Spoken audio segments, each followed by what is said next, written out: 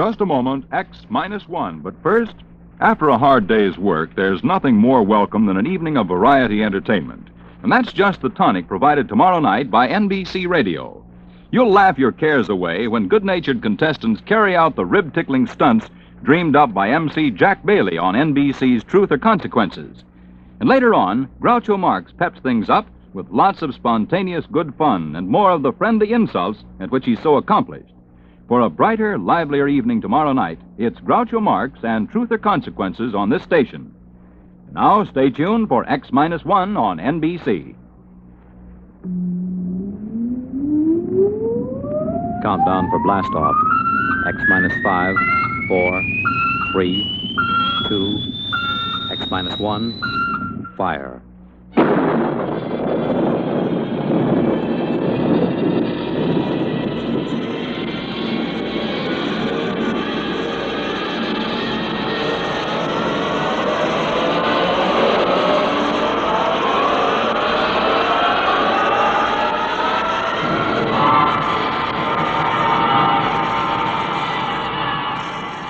From the far horizons of the unknown come transcribed tales of new dimensions in time and space. These are stories of the future, adventures in which you'll live in a million could-be years on 1,000 maybe worlds. The National Broadcasting Company, in cooperation with Galaxy Science Fiction Magazine, presents X-1.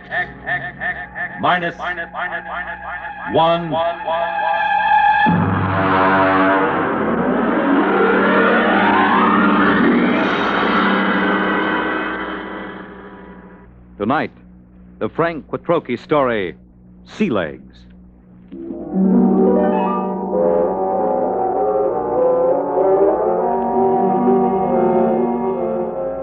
I stood in line at the Grav 1 desk with the old notch service record and tapes in my hand and waited for the board processing clerk to speak. The clerk seemed utterly indifferent to the excitement of the men in the line. I wondered how long he'd been out here on this godforsaken Zone 5 planet. Next. Name? Robert Craig. Occupation? Flight officer. Destination? Earth. Earth? Anything wrong with that? Well, I guess not. How long since you've been on Earth, Mr. Craig? Well, I've never been there. My parents left during the second colonization of Cassiopeia. I was born there. Have you ever been in a gravity system? Well, just briefly. Under drugs, of course. You'll have to go through the gravity conditioning course. Yeah, so I was told. Proceed to the airlock chamber on your right and follow the robot's orders. Good luck. You may need it. Next. I went into the chamber and stripped off my clothing while the robot droned its orders. Remove all metal objects from your person. Place them in the plastic tube at your left. Now stand underneath the decontamination tube. Depress the button with your right foot. This is all. Proceed through the green door to the psychometric section. Please respond quickly to orders, and so to not impede the progress of others.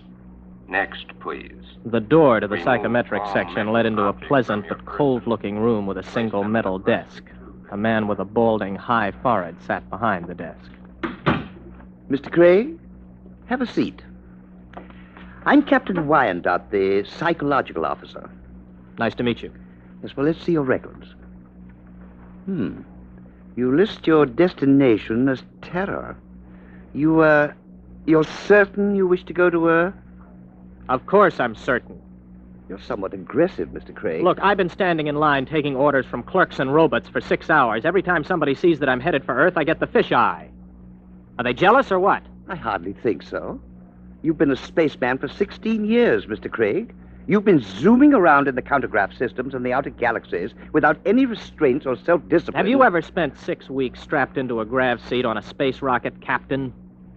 There's a good deal of self-discipline involved in that. I think you'll find things on Terror require a different kind of self-discipline, Mr. Craig. Well, I'm pretty much aware of what it's like.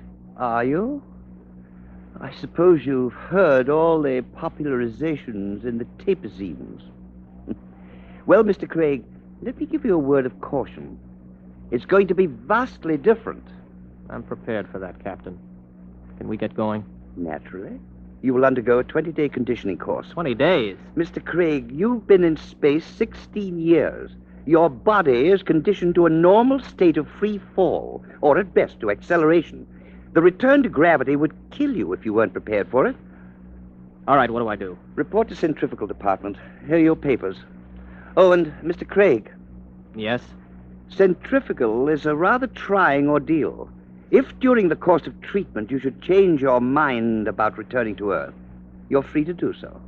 Thanks. I won't.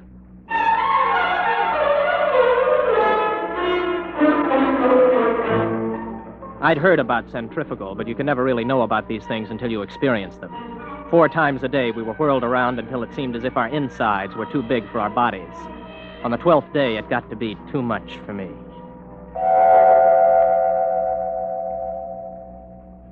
I was in the base hospital for 5 days.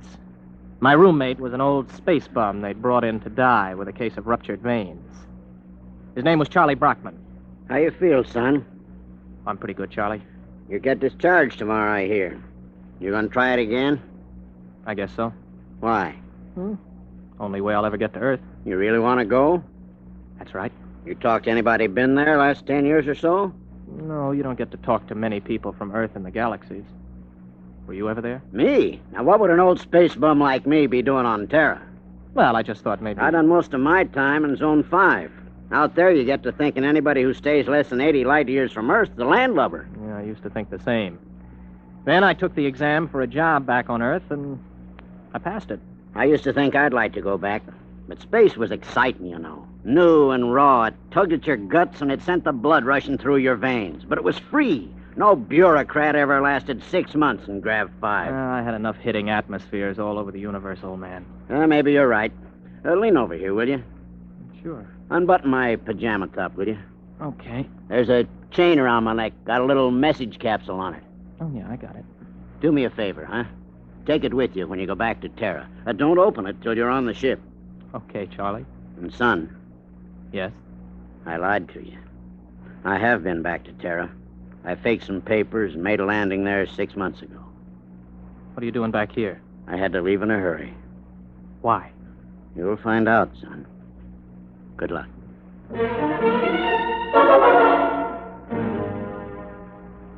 Charlie died the next day.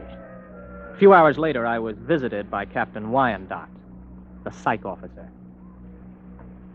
How are you feeling, Craig? Okay. You still want to go back to Earth? Yes? You're completely sure you want to live out your life there, to give up space service for it? Look, we've gone through this, Captain. Now, you tell me that spacemen don't settle down on Terra, yet you won't or you can't tell me why.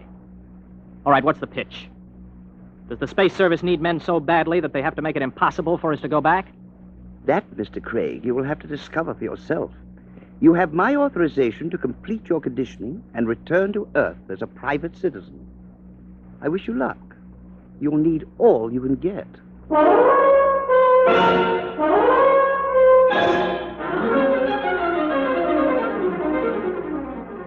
Somehow I managed to survive the torments for 18 days. I was ready to return to Earth. A month later, I descended from a huge intergalactic jet at Los Angeles Spaceport. I was dead tired from the trip. I checked in at the nearest inexpensive hotel. Oh, this is your room, sir. Just put the bags down, will you? I'll unpack myself. Yes, sir. Just back from outer space, sir? Yeah, that's right. How could you tell? Sea legs. Sea legs? Well, the way you walk. You can tell when somebody's been in the low grav systems. Oh, well, here. Oh, thanks, Mr. Craig. For another 5 units, I'll tell you where it is. Well, what is? You know, the mic. Mike? Okay, make it 3 units. I won't hold you up. You mean a microphone? Yeah, that's right. They wanted to put screens in, but the boss convinced him there ain't any Freedomites ever stay here. Freedomites? Not so loud. You want to get controlled? No. Here's the money. Where is it? It's in the bed illuminator. You can short it with a razor blade. Thanks. You, want any sensation tapes? What are they? Well, you know, mental image stuff. Oh, boy, you've been away from Terra a long time. Wait a minute, before you go, son. Yeah?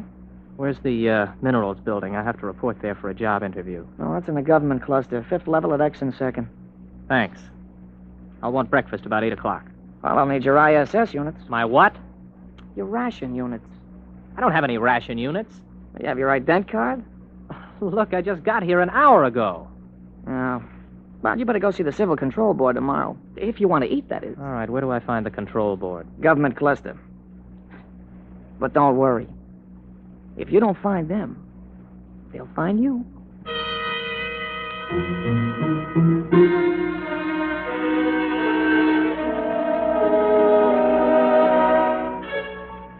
I went to sleep that night with the uneasy feeling that somebody was watching me. It had been a weird day. I hadn't exactly liked it. Well, I told myself it figured that there'd be more formalities and rigmarole on Earth than there were out in the systems, especially at first. Still, I couldn't get the idea of the concealed microphone out of my mind. You may relax, Mr. Craig. You are Mr. Craig. Yes, Robert Craig. You aren't nervous, are you? No. This is, my first time before the control board, and... Well, it's my first time. Flight officer, eh? Somewhat unusual for a vigorous young man like yourself abandoning space service, isn't it? I don't know. Is it? Leaving something behind, Mr. Craig? No. You don't like this sort of affair, do you, Mr. Craig? Well, I'm afraid I don't quite see its necessity. I served the intergalactic service well. My records prove it. It's enough impertinence, Mr. Craig. Answer the questions. You are a Terran. Yes. Where are your loyalties? I don't understand. Your first loyalties are to intergalactic, is that right? Is there a distinction? Do you wish to be held in contempt of this board? Of course not. And you will confine your responses to simple yes answers. Now, Mr. Craig, we shall begin again. Please try to show restraint of emotion. You are here to petition for an identity card of provisional code 2 type. You maintain that you've never been on Terra before. Indeed, you state that you've never had a political affiliation. Yes. What are your reactions to the latest acts of the Liberal Party? I have none. You do not condemn the Liberal Party? Well, Then you must favor it. I don't know anything about it. Now then, Mr. Craig. The import service report shows that you passed your test aboard your ship. You were unable to accomplish this through night study. Yes. Yet you maintain in your application that you had considered the space service a career. I changed my mind. Oh, you changed your mind. I see. I see, too, that you have petitioned the board for a private means of conveyance. Why do you wish to own your own transportation vehicle? To make it easier to get around, I report to my job, and What job? I passed the exam for the import service. I report today Where are you living, Mr. Craig? at the Star Hotel. Very well. You'll wait outside in the waiting room until you're called again. I waited about 2 hours in the porcelainized waiting room of the Civil Control Board. Then I was called over to the clerk's desk at a small window. He stamped some cards for me. Craig, Here. here's your stuff. Class 1 provisional ident card. Sign it and fingerprint it. Don't lose it. If you do, you'll be picked up by the control agents. I petitioned for a Class 2 card. You'll get a Class 1. This entitles you to maintain an apartment in the lower level of the Beverly Project. Here's your clothing ration. You'll have to turn in that leather flight jacket. No, wait a minute. I had this made on Chuan. Listen, I can remove the insignia. That is not the point. Your clothing ration is defined by law. There are no exceptions. This is your food ration. What's all this medical stuff on the card? You are rationed fairly in accordance with your particular metabolism. Oh, you're kidding. I do not kid, Mr. Craig. Well, what about a car? I asked to be allowed to buy a car. I see. Your petition to be permitted to purchase a private means of transportation is hereby denied.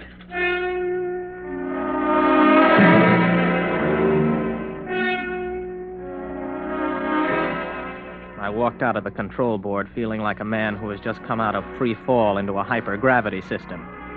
Instead of reporting to the import service for my initial job interview, I walked around the city. I don't know how long I walked, maybe an hour, maybe 2. After a while, I came to the outskirts of old Los Angeles. There was a big fence around it and the usual signs. Radioactivity. Beware. It was just a pile of rubble and twisted girders. I looked at it for a while and then turned around and headed for the intergalactic freight office. So you figure you made a mistake. Yeah, that's right. You don't hear much about Terra out there. And you want me to sign you back into intergalactic. Yes. You got any character references? No, not here on Earth, but I can post a good-sized bond if they'll release my ISS unit. What's your rating? I can handle anything up to 15 G's acceleration on my old license. You got a Terran contract with import service, you said? I haven't started work yet. Look, kid. Mr. Craig, is it? How long you been on Earth? 2 days. So you're a spaceman. Flight officer, ex-flight officer. You know how to navigate through 4-star zones and the asteroid belt thrown in. You got a license for 15 G's, could get 5 more with a check flight. You got enough brains to pass the import senior router's exam. But you ain't got enough sense to come in out of the rain. We get guys like you every day. You're hot, you're big, you're raring to go. But you ain't gone nowhere. I'm listening. I don't know how you got here, Craig. Maybe you did quit honorable, or maybe you went and burned up a colony someplace. That would be in my records. The point is, it don't make any difference. Nobody leaves Terra without a permit. Nobody gets a permit to go back to space once he hits this old apple. Why not? They afraid somebody will tell what it's like? Oh, son, you got things to learn. One is you don't go shooting off your mouth. Another is Terra's changed a lot since the radioactive wars. We're going places, doing things. Big places, big things. You've got to fit into that, kid.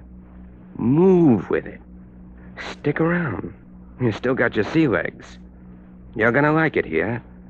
You can make a quick dollar and spend it quick, too. But you'd better smarten up, or you'll finish scrubbing radioactive dust off girders. That's the story, huh? The whole story? That's it. Everything runs by a system.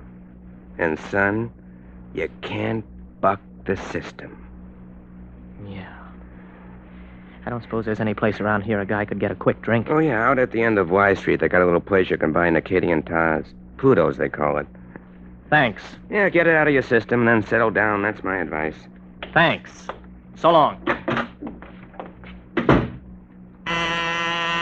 Get me the control agent. He just left here. He's on his way to the Pluto Cafe.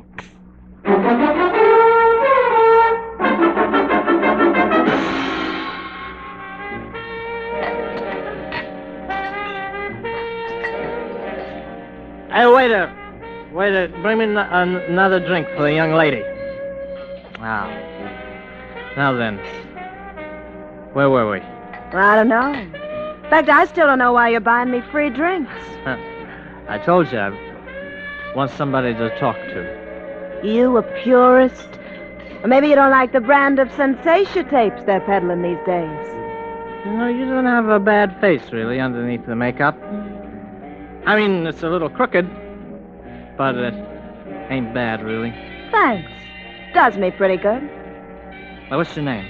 Gloria? Oh, sure, I remember. Gloria! Maybe you had enough to drink. No, not yet. You know, I look around, I see all these people with their faces all froze up like plastic. And I feel like I got to know somebody or I go out of my mind, so what happens? Everybody is afraid. I mean, what happened? Whatever happened to freedom? What's the matter? Did I say something? What's everybody so quiet about all of a sudden? Okay. Come with me. Yeah, well, who are you? Control board agent. Hey, I wasn't with him. Honest, he just picked me up and bought me a drink and started shooting off his mouth. I wasn't with him. Let's go, Mac. Wait a minute, what for? You'll find that out. Come on. On your feet. Okay, come on, keep your hands off. I'll go with you. Everybody else just minds your own business. You, girlie. Yeah? Let's see your ident card. Here. You live at this address? Yeah? Alone? With my sister. Maybe some night you could go to a movie or something. We could spend some time getting acquainted. Yeah. Yeah, sometime. Good, I'll call you. Hey, I need my dent card back. I can't get rations without it. I'll keep it. Bring it back myself. Wants to give the girl her card. No! Well, maybe you mind your own business. Let's go. You walk just a little in front of me.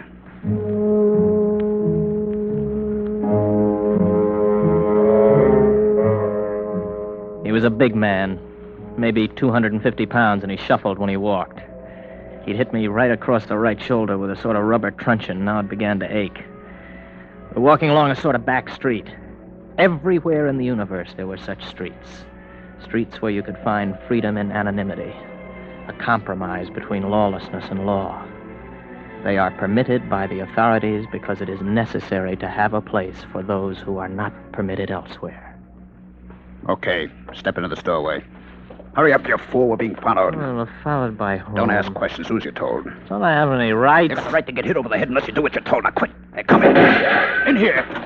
Hurry. Hey, who are they shooting at, you or me? Both of us. Down these steps. Stop! Stop or we'll fire! Through this door. Now, duck behind that pillar. Don't make a sound. You see them? On a tray! Come on, they probably slipped out. Walk through the tunnel behind you. One false move and you're finished. Go on.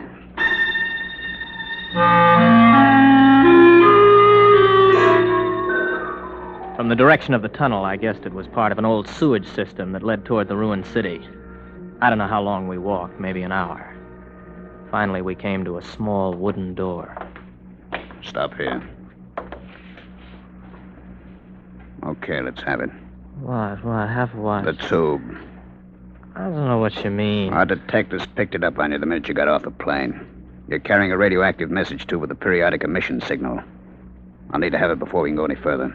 You mean the tube that old Charlie gave me? Old Charlie?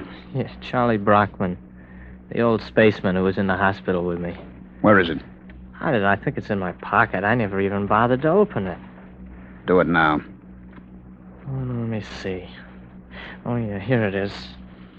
Open it. It's empty. That's right. The message is in the tube itself. We identify our people by the radioactive pattern. Our people? You'll see. Come in. Make it fast. This the one? This is the one. Has he been drugged? He's had PON.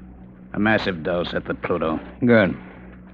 Mr. Craig, my name's Cocteau. This is Mr. Brannigan. You're probably quite bewildered about all this. Let me clarify the situation. You're now in the headquarters of the Freedomites, underneath the radioactive part of old Los Angeles. Mr. Brannigan is not a control agent.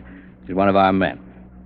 We've been watching you ever since we detected the message tube as your ship was approaching Earth. Now, wait a minute. You guys are Freedomites? That's right. You're pretty illegal, aren't you? Let's say our lives aren't worth a snap of your fingers if we're caught. All right, who are you? Where are you from? Most of us are from the same place you're from, outer space. Many of us had the same history you have. We shipped into Earth and became disillusioned and went to the intergalactic freight office to apply for a job. The man at the office, the man who made the speech about coming in out of the rain, is one of our agents. Aren't you taking a chance telling me all this? Not at all. At the Pluto, you were given a massive dose of PON. You won't remember anything that happened to you after the drug hits you in an hour or so. It works like a shock. Everything will be repressed into the unconscious. Oh, I see. Very neat. It will exist in your unconscious, however. Somewhere, because you're the kind of man you are, because living in space has taught you the blessing of feeling free, you'll be able to draw upon your unconscious knowledge when you need to. And when will that be, Mr. Cocteau? That depends on whether you decide to join us or not. Join you in what? I haven't the faintest idea of what you're trying to do. For all I know, you're a bunch of traitors. You know, I've heard this comes the revolution stuff before. My friend, you're woefully ignorant of our aims, as is to be expected. We anticipate no revolution. We print no leaflets, publish no newspaper, and we have no world plan for conquest. The kind of totalitarian mind which subscribes to tight economic systems like the ancient Marxism of the communists is abhorrent to us. We're interested in only one thing: the preservation of the idea of freedom. Our fear is that men will forget what it's like to feel free. Well, how do you expect to accomplish this? Our concepts are being kept alive in only one place in the universe today. Outer space? Exactly. On the frontiers of the universe, where freedom is a condition of life and growth.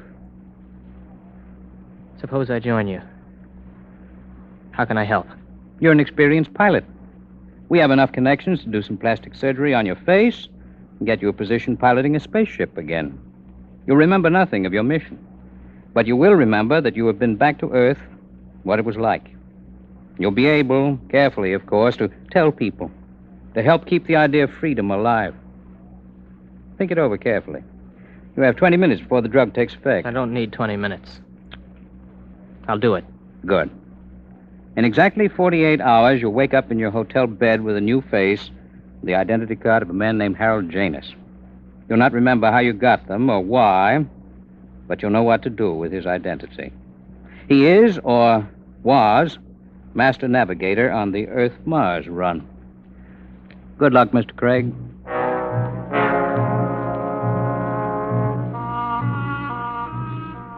I woke up in the hotel bed, feeling like a man who has hung one on but good.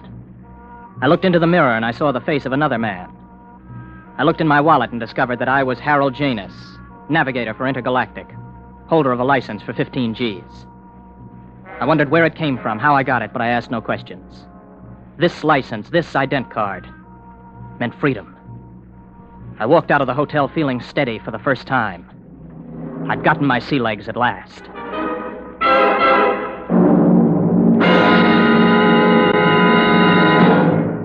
You have just heard X-1, presented by the National Broadcasting Company in cooperation with Galaxy Science Fiction Magazine, which this month features The Venus Trap by Evelyn E. Smith.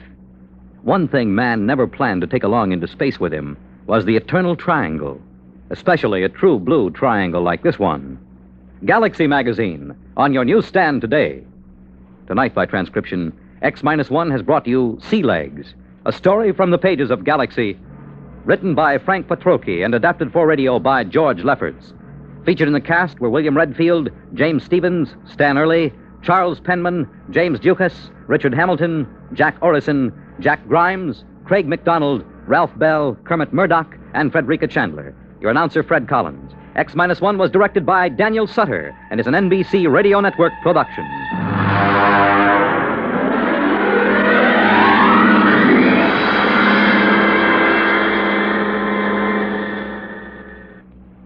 Hear Politics and Primaries, Dateline, Ohio, and Indiana, tonight on NBC Radio.